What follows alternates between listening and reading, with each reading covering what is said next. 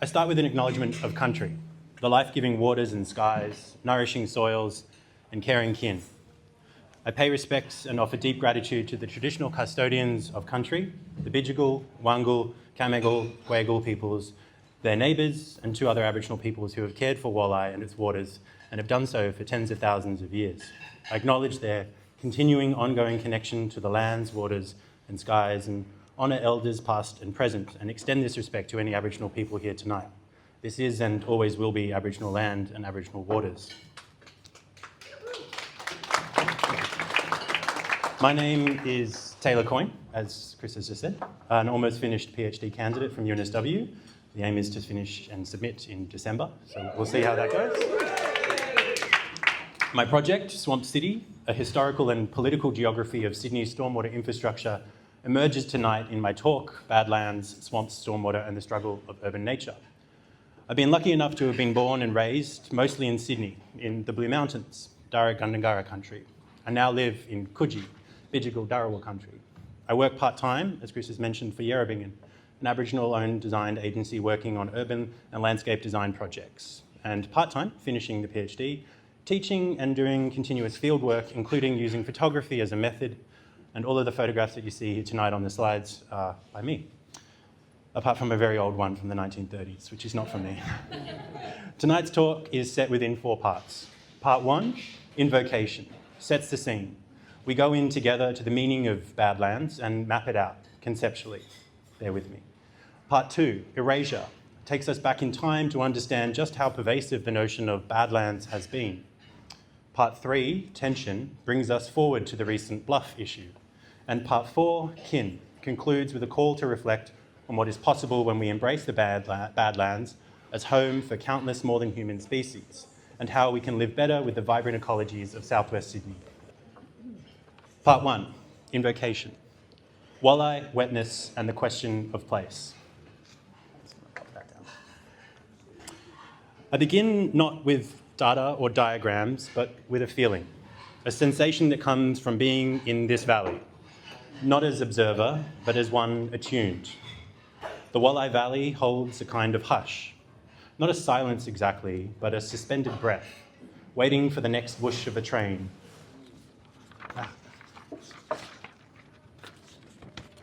The next squabble of a flying fox, the next rustle of leaves in the trees overhead.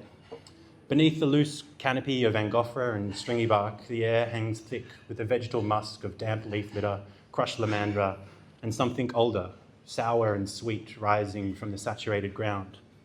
A brush turkey startles, slips from its muddy tracks, and vanishes into shadow with a rush and a rumple. The understory trills with frogs, hidden birds, the occasional plosive echo of a distant car along the ridge. After rain, the clay is slick. Rainwater clings to casuarina needles, falls in slow, irregular drips. You can smell the iron in the creek, rusty, mineral, feral.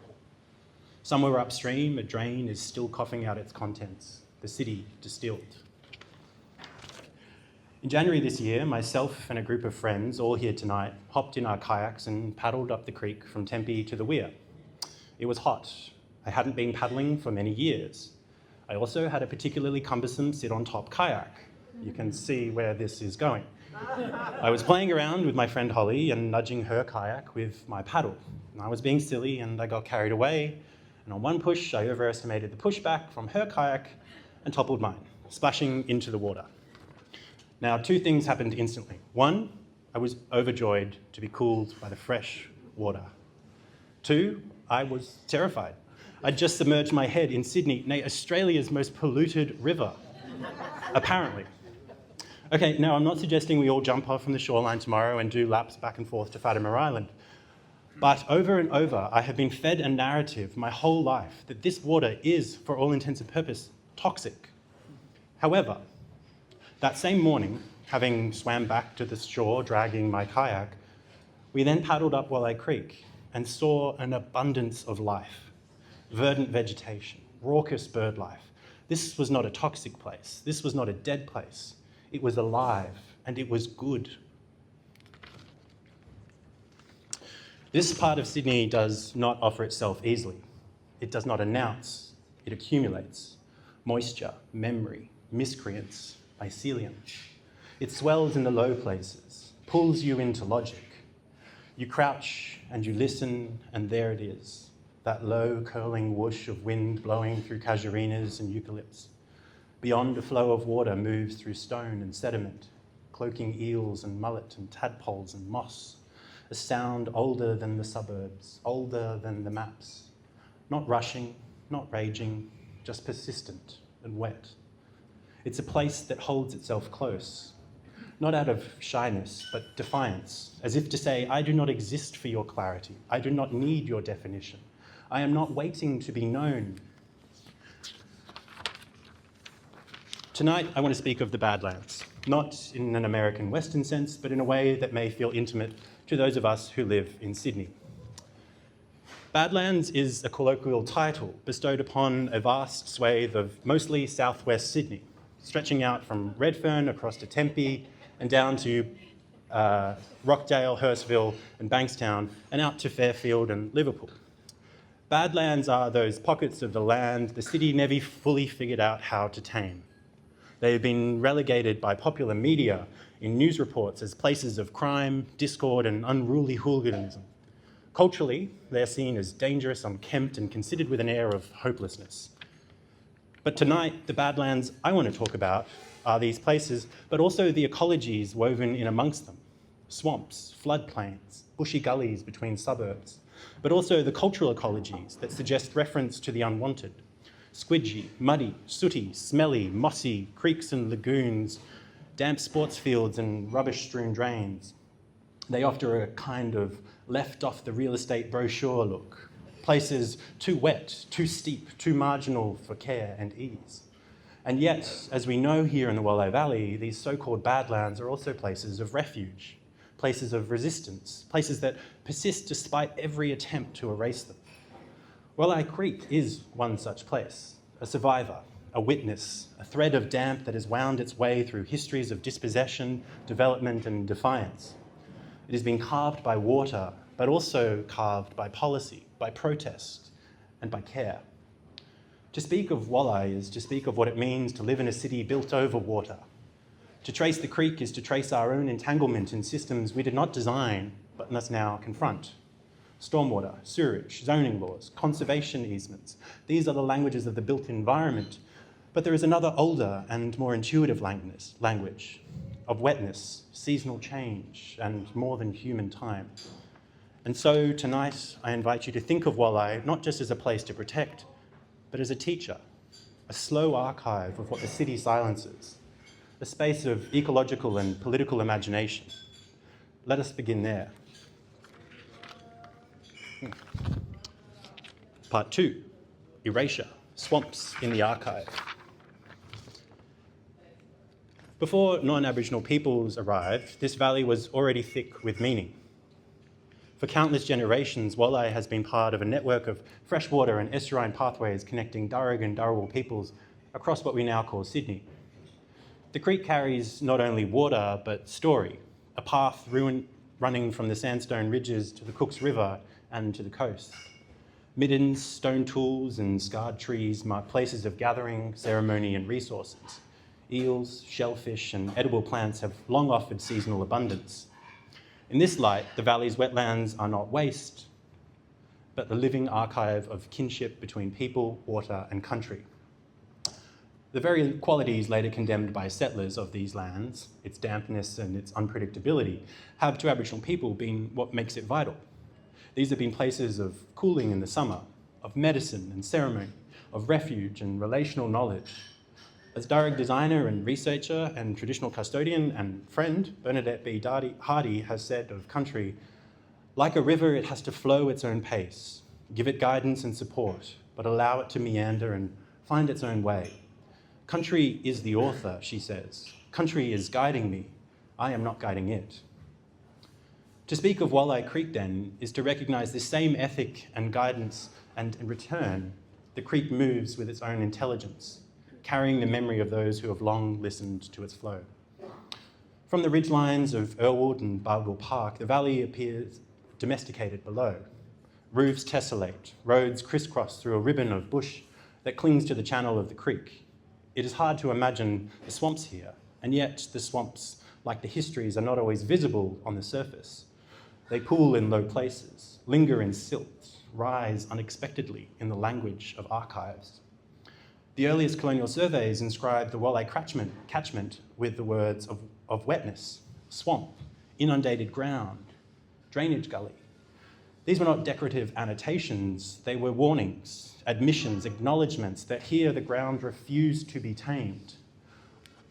What Contentious early map from this entire region shows the southwest Sydney as sandy, barren, swampy country. The power of these words, sandy, barren, and swampy, shaped, and I can argue continues to shape, the eco-cultural connotations that Sydneysiders have with these lands and with these waters.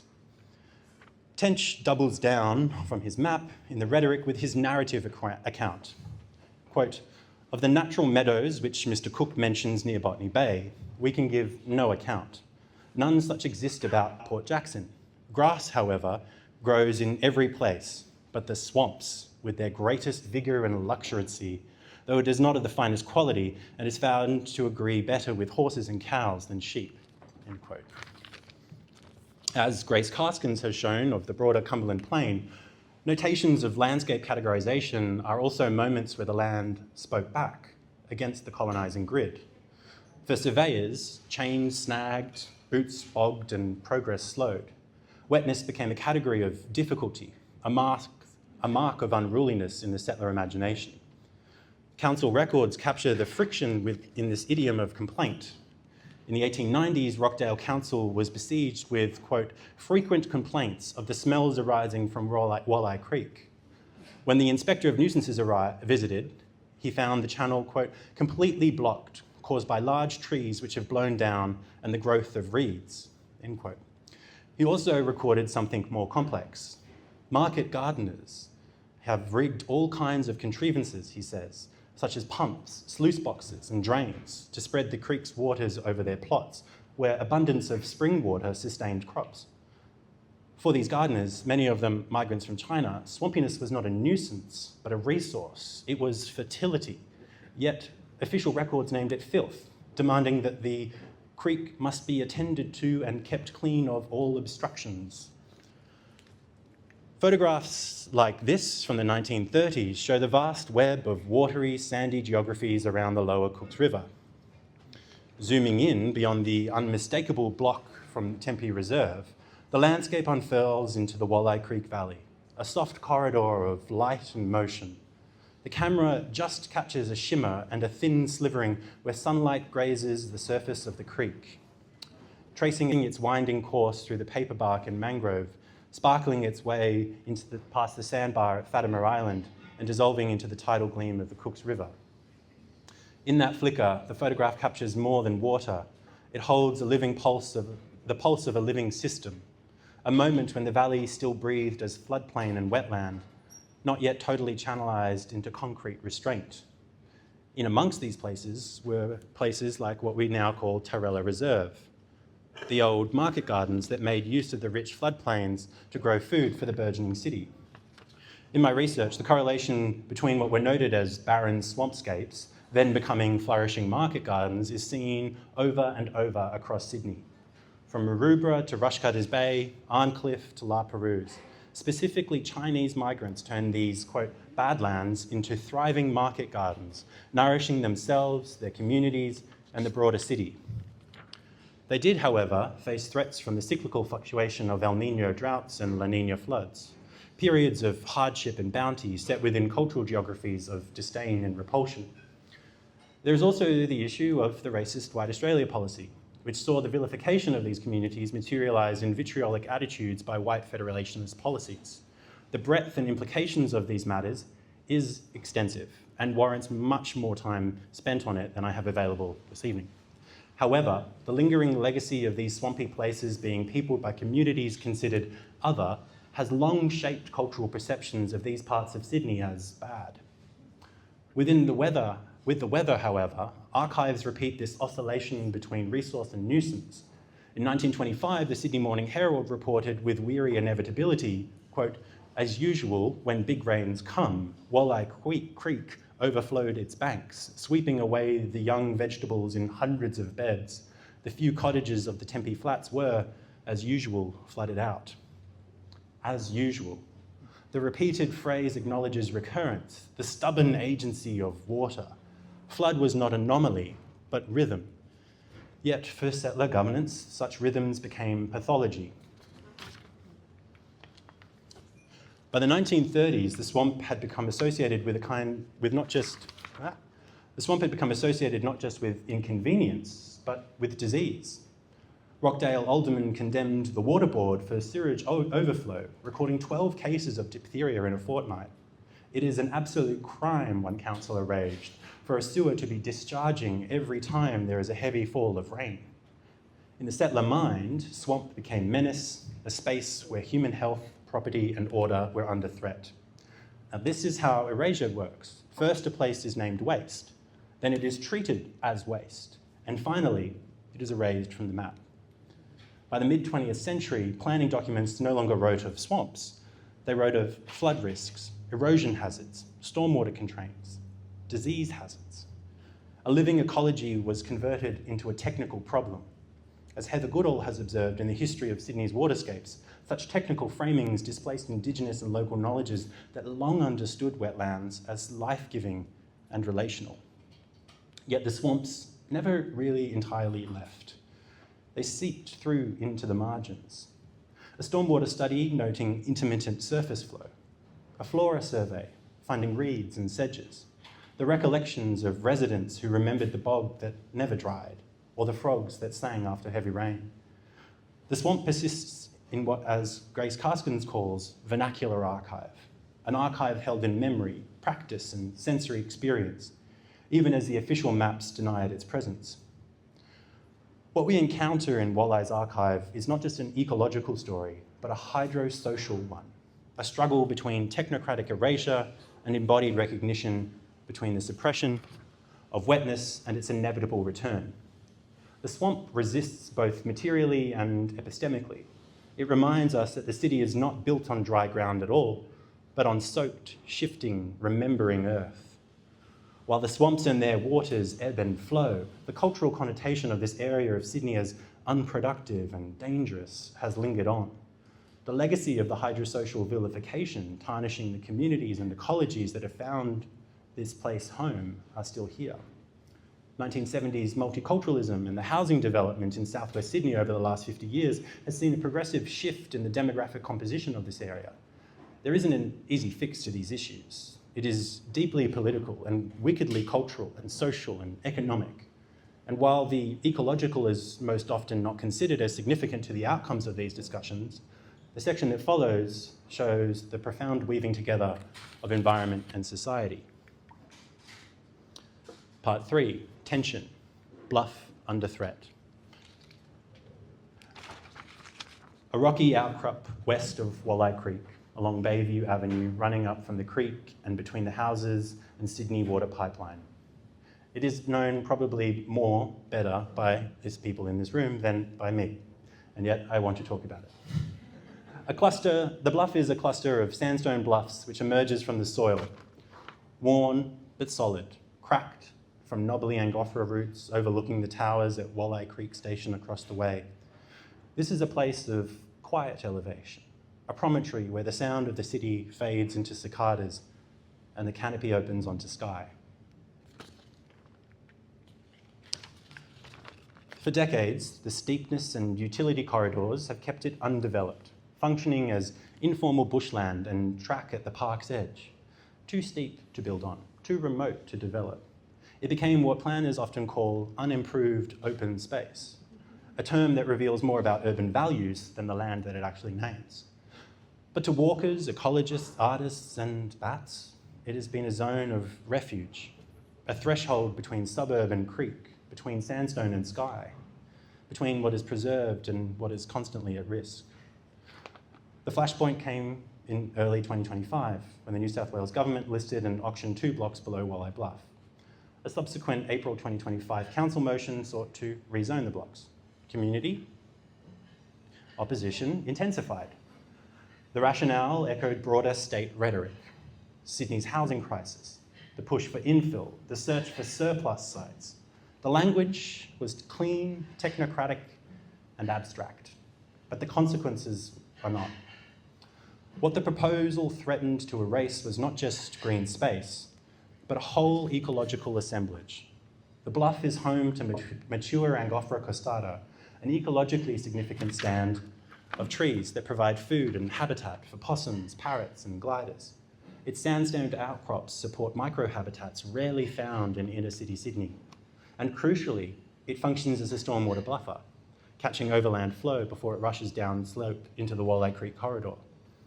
Community members, including many here tonight, responded swiftly. Letters were written, objections lodged, ecological reports resurfaced, citizen science mapped plant species, historians traced former creek lines. Activists revived the long memory of Wolli's past campaigns. What emerged was not just resistance to a proposal, but a reassertion of the bluff as more than property, as something relational, something storied, something already occupied by life. And yet the forces aligned against these landscapes are not accidental, they are systemic. The bluff was targeted not because it was valueless, but because it was yet to be valued by capital. This is how frontier urbanism works. It creeps outward and downward into gullies, creek lines, and post-industrial edges, looking for opportunities. It frames these incursions as progress while erasing the cultural and ecological labour that has made these spaces viable in the first place. This is not just a story about one patch of land. It is a story about how urban policy imagines the future. In cities like Sydney, the dominant planning horizon is dry, flat, and gridded. It favours growth that is measurable, linear, and upward. What doesn't fit that vision, what floods, what seeps, what cracks and crumbles is reclassified as anomaly, an inconvenience, a blank slate. But the bluff is not blank. It is full with story, with kinship, with care. And the struggle over its future is not a local skirmish. It is part of a larger conversation about what kind of city we want to inhabit. One that consumes its ecologies in the name of densification, or one that begins from the principle that urban futures must be ecologically and historically situated. I don't have an easy answer, but I do believe that the bluff teaches us something critical, that resistance is not only reactive, it is generative. Every time the community mobilizes around a place like this, it remakes the city, not just in law, but in imagination. And perhaps that is the deeper threat posed by places like Wolli Creek, not just to development applications, but to the logics of imagination that underwrite them. Part 4, kin, mascots of the Badlands. Wolli's so-called Badlands were never empty.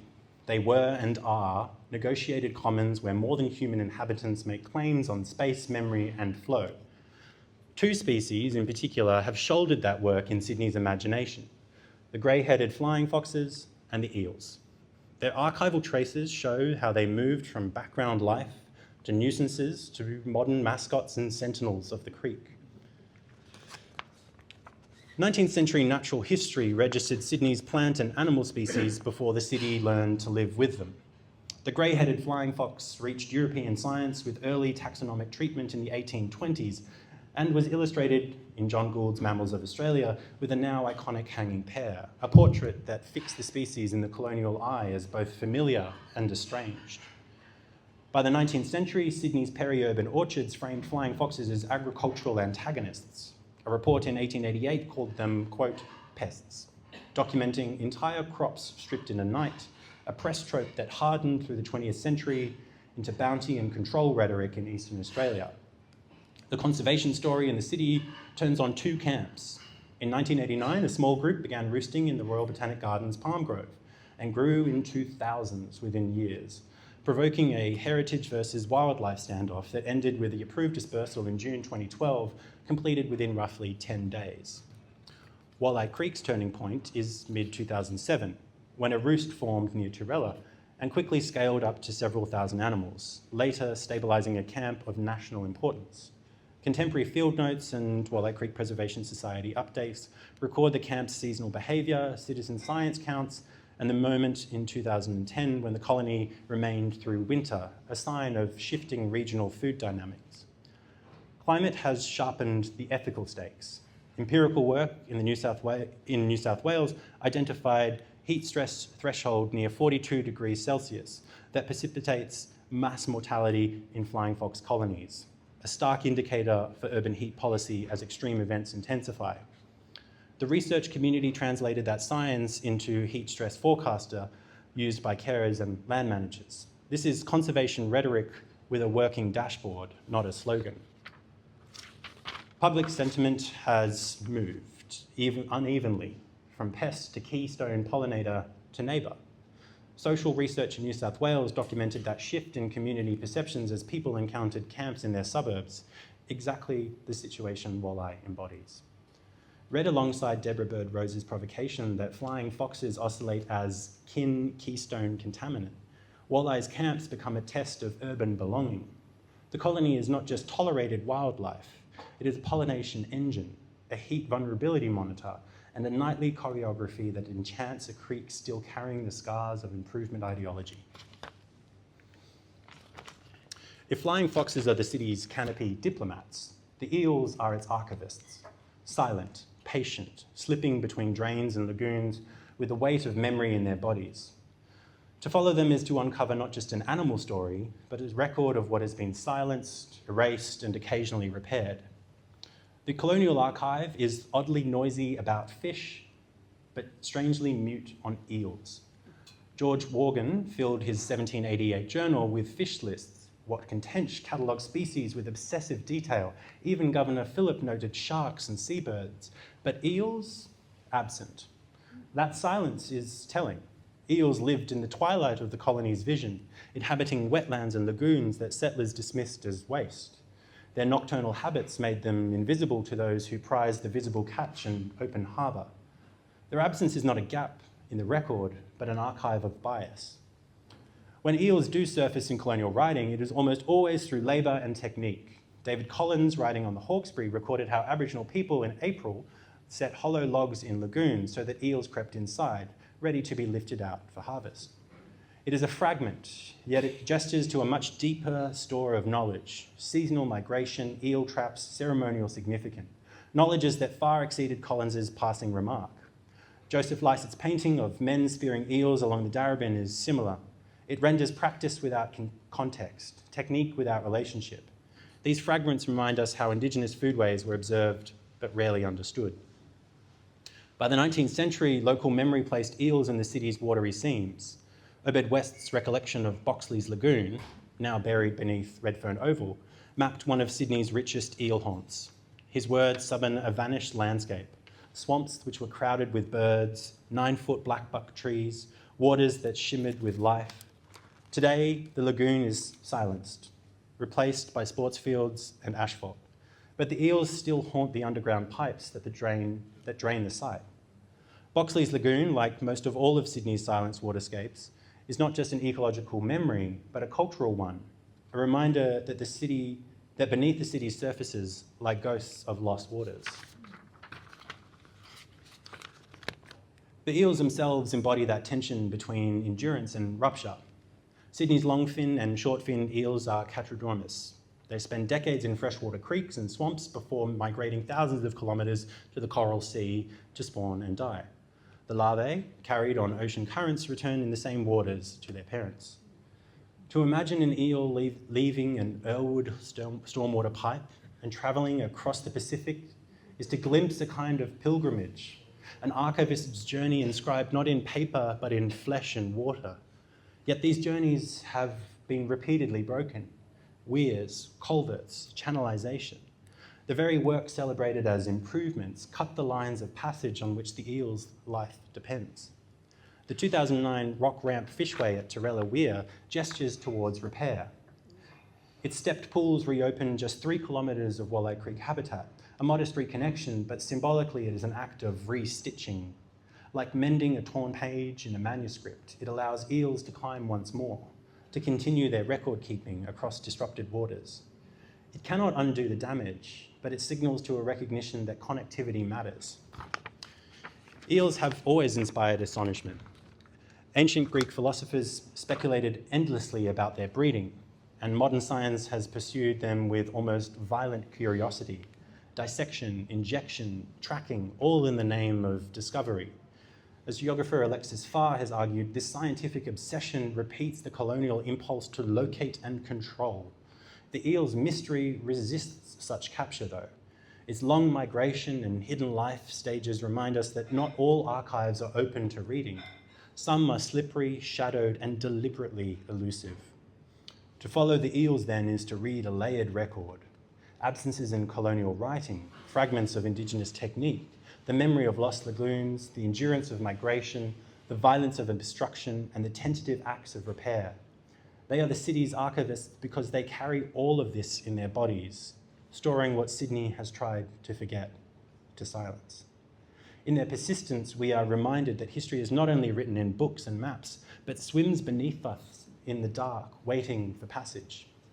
Both species, the flying foxes and the eels, thrive in the edges and the seams, in the in-between. Flying foxes select roosts with airflow, height, and nearby nectar corridors, which in Sydney often means riparian forest wedged between suburbs, rail, and road. Eels leverage culverts, drains, and vegetated margins to continue millennia-old migrations across heavily altered basins. In the murky rhetoric of improvement, these liminal geographies have been coded as waste and danger.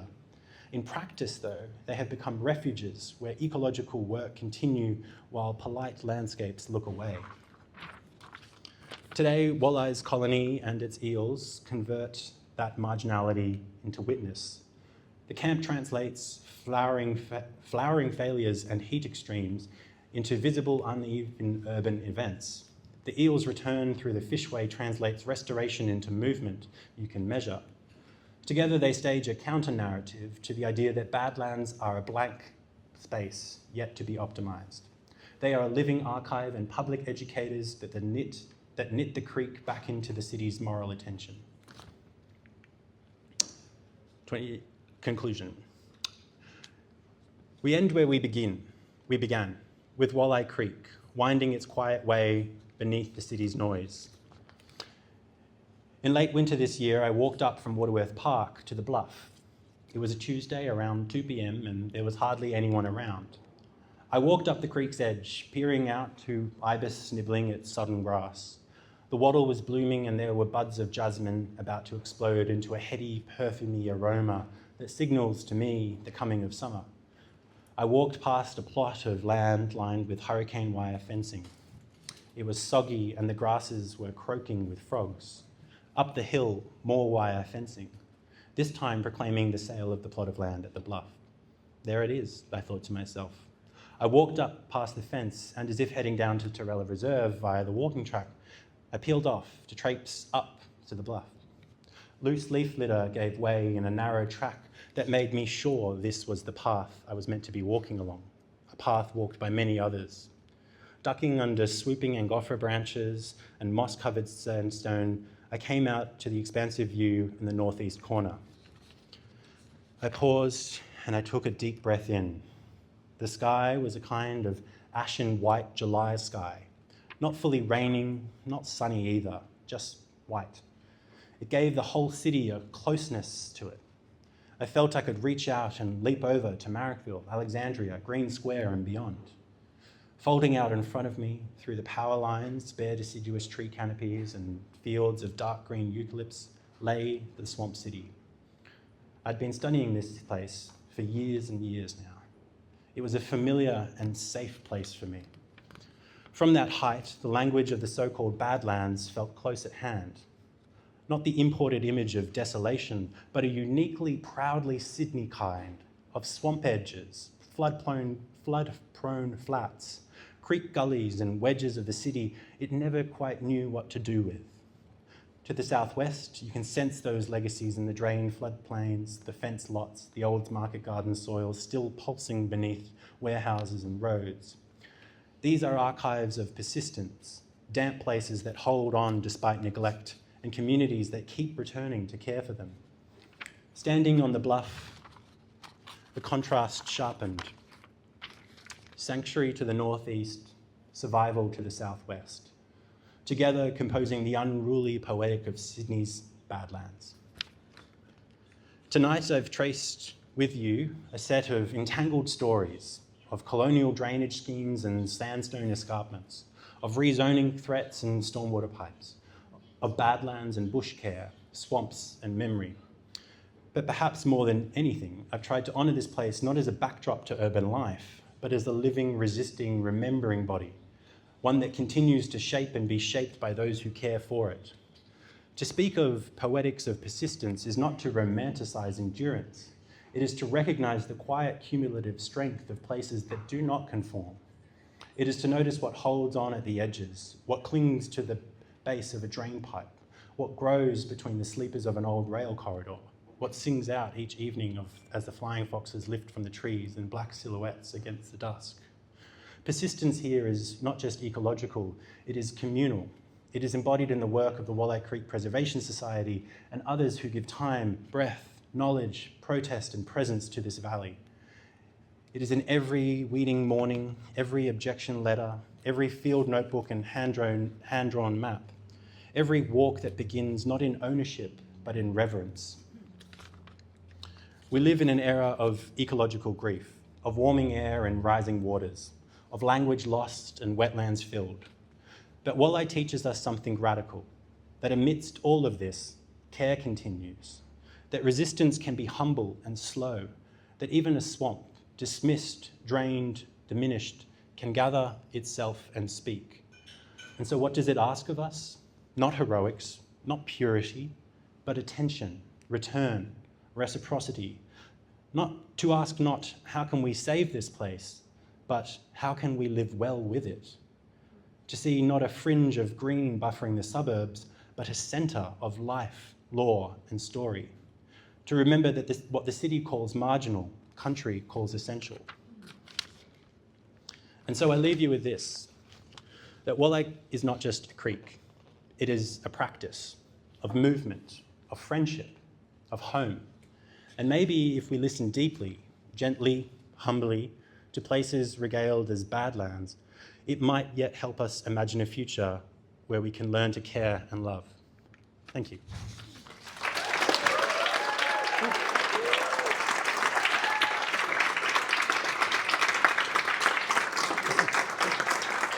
Thank you.